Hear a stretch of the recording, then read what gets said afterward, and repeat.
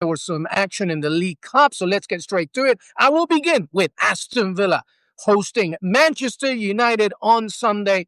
Unai Emery's side has a great opportunity to make it 10 straight victories in all competitions when they face Ruben Amorim's Manchester United. This is a massive game, and obviously, depending on what's going on in the table, Villa once again have a chance to be top of the table or reach as close as possible to Manchester City and league leaders Arsenal. Villa currently in third place, 3 points away from Arsenal. Let's get going straight away with the Villa preview against United. Straight away, right from the bat, let me just say this. I feel very confident.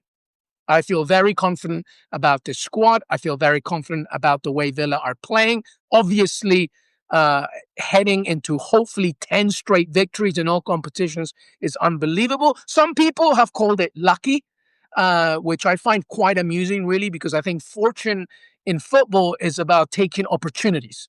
That's it. Get rid of the XG agenda, get rid of everything else. It's about taking opportunities and making them count. And Villa have continued to do that over and over again. Can they continue? I mean, that's another question.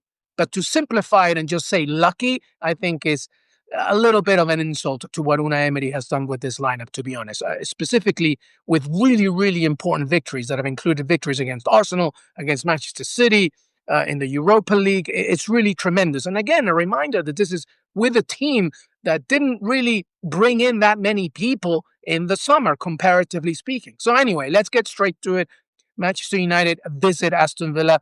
Here are a few things. Unai Emery mentioned, of course, that Emiliano Martinez will be assessed on Saturday with the hope that he will return between the sticks. So that's a big help, of course, with Dibu Martinez returning in goal. Pau Torres, Tyrone Mings, they probably won't come back until the beginning of next year, the end of this year, of course.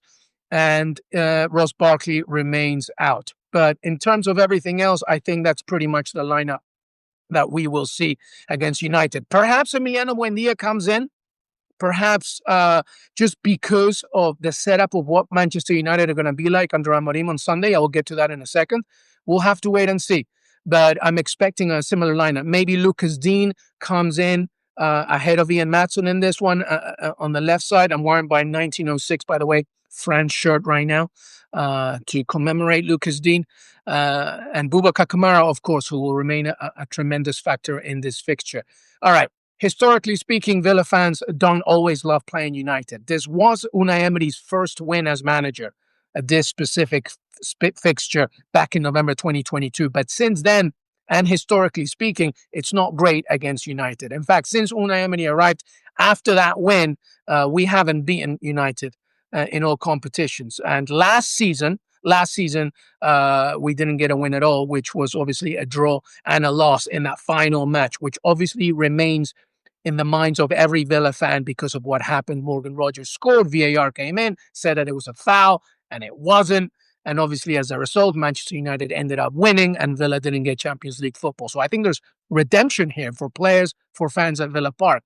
And yes, they are somewhat of a bogey team, but listen, I remain very, very stoic about the fact that I think we can go out there and deliver and continue on this momentum. We are witnessing a really fantastic run. Let's enjoy it. Everybody going to Villa Park. Let's get behind the boys.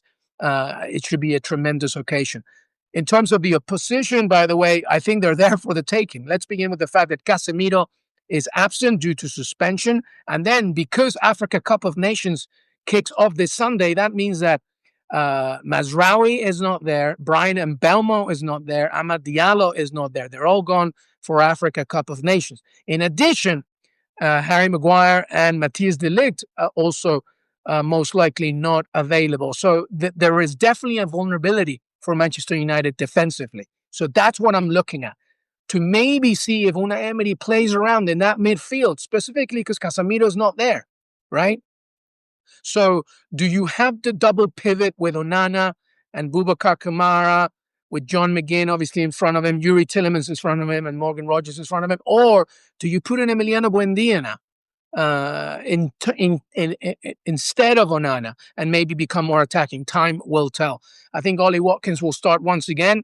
I think there's a lot to discuss about Ollie Watkins. Yes, he needs goals, but we don't talk about the work rate that he does as he becomes the first defensive line of Villa. So that's going to be a really, really important factor as well. And Morgan Rogers, of course, continues to do his thing. So I'm confident. I know that they're a bogey team somewhat, but because of the absences and because Villa Park is such a fortress, I really feel confident that Villa are going to go out there and get the 3 points. And most importantly, the crowd will be absolutely so energetic and so excited and so ready to support this team. And I think they will carry the memory of the final match of last season in the back of their minds. And it's going to be a tremendous game. And it's the only game on Sunday, Aston Villa hosting Manchester United. Tremendous stuff. Anywhere else, all the big games on Saturday. It kicks off tomorrow, by the way, in the early kickoff with Newcastle hosting Chelsea.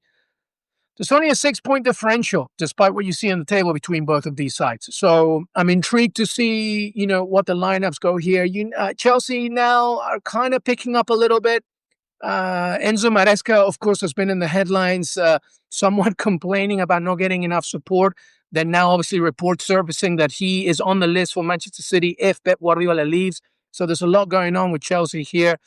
I believe Estevao is not available as well. So he joins a list of injuries, and they travel to Newcastle United. And by the way, both of them won at midweek in the League Cup. So now they're in the semifinals, and both of them got victories. But from Newcastle perspective, Tino Livramento, I believe, is injured for this one. So there's a few injuries, and Newcastle needs to get some kind of momentum, obviously, after losing against Sunderland. Last weekend, they want to get some win. Eddie Howe knows that this is the best way to get Champions League football once again.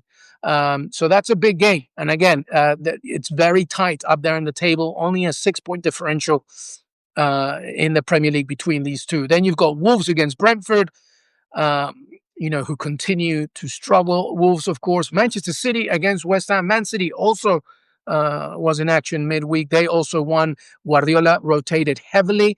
So I'm expecting a full lineup here against Nuno Espirito Santo and West Ham, who really need a win.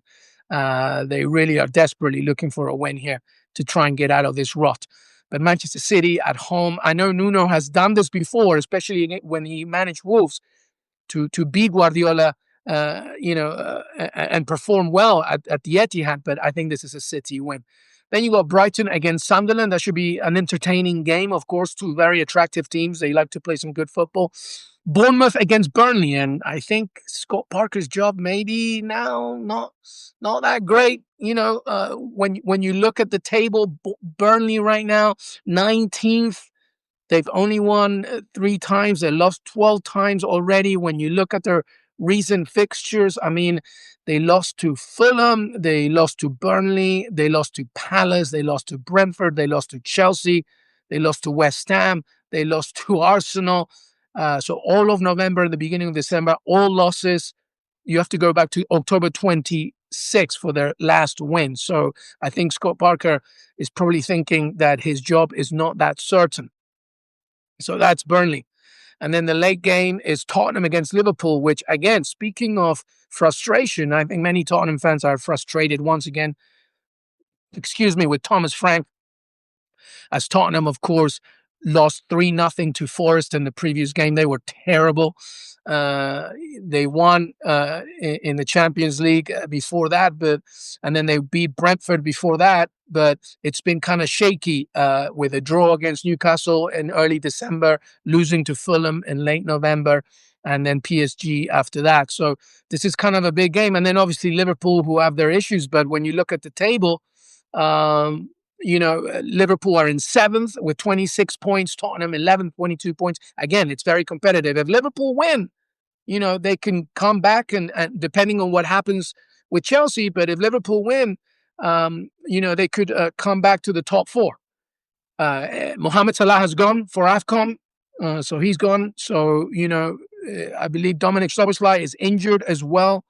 So is this a moment now for the other players to come in? Of course, speaking specifically of Rion Gumoha, the teenager who got that amazing winner against Newcastle back in August, and since then Arne Slot has not really used him as much.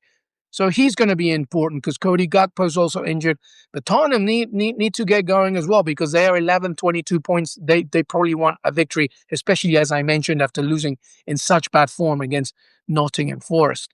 And then after that, the other matches, as I look here, is let me see here. Let me look at the table. As you see the other games, I mentioned Aston Villa, of course, against United, the only game on Sunday. You got Leeds United against Crystal Palace. Palace as well, trying to continue to climb up the table. They are fifth. So, if they win and Chelsea lose, they'll be in the top four. So that's another one for them as well.